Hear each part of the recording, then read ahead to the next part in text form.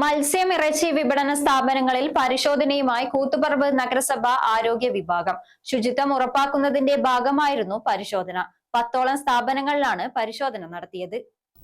കൂത്തുപറമ്പ് നഗരസഭ ആരോഗ്യ വിഭാഗം, ശുചിത്വ മാലിന്യ നിർമ്മാർജ്ജന സ്ക്വാഡ് എന്നിവ സംയുക്തമായി സ്പെഷ്യൽ ഡ്രൈവിന്റെ ഭാഗമായാണ് ബുധനാഴ്ച പരിശോധന നടത്തിയത്. Clean city manager K C. ലതീഷിന്റെ നേതൃത്വത്തിൽ പബ്ലിക് ഹെൽത്ത് ഇൻസ്പെക്ടർമാരായ Shijoy Kumar, P. Subin, Anju George, P K. Sajitha എന്നിവരടങ്ങുന്ന സംഘമാണ് പരിശോധന നടത്തിയത്.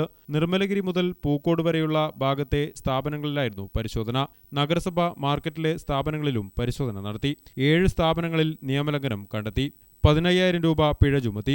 ഒരാഴ്ചക്കകം ന്യൂനതകൾ പരിഹരിക്കാൻ നോട്ടീസ് നൽകുകയും ചെയ്തതായി കെ.സി. ലതീഷ് പറഞ്ഞു. മത്സ്യസ്റ്റാളുകൾ, ഇറച്ചി സ്റ്റാളുകൾ, ഭക്ഷ്യസ്ഥാപനങ്ങൾ തുടങ്ങിയ സ്ഥാപനങ്ങളിൽ പൊതുവായ ശുചിത്വ നിലവാരം, മാലിന്യ സംസ്കരണം എന്നിവ പരിശോധിക്കുന്നതിന് വേണ്ടിയിട്ടും അതോടൊപ്പം തന്നെ പൊതുസ്ഥലങ്ങളിൽ മാലിന്യങ്ങൾ തള്ളുന്ന സ്ഥലങ്ങളുണ്ടെങ്കിൽ ഇതൊക്കെ കണ്ടെത്തി നടപടി സ്വീകരിക്കുന്നതിന് വേണ്ടിയിട്ടാണ് ഒരു സ്പെഷ്യൽ സ്ക്വാഡ് ഡ്രൈവ് നടത്തിയിരിക്കുന്നത്.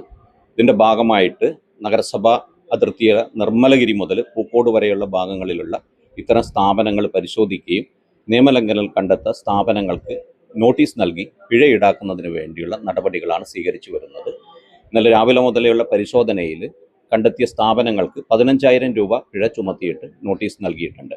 ഒരാഴ്ചക്കകം ന്യൂനതകൾ പരിഹരിക്കുന്നതിന് വേണ്ടിയിട്ടാണ് നോട്ടീസ് നൽകിയിരിക്കുന്നത്. ഒരാഴ്ചക്കകം ന്യൂനതകൾ പരിഹരിച്ചില്ലെങ്കിൽ സ്ഥാപനങ്ങൾ അടച്ചുപൂട്ടുന്നത് ഉൾപ്പെടെയുള്ള നടപടികൾ സ്വീകരിക്കുന്നതാണ്. വരും ദിവസങ്ങളിലും പരിശോധന തുടരുമെന്ന് നഗരസഭ ആരോഗ്യ വിഭാഗം അറിയിച്ചു. ഗ്രാമിക ന്യൂസ്, കൂത്തുപറമ്പ്.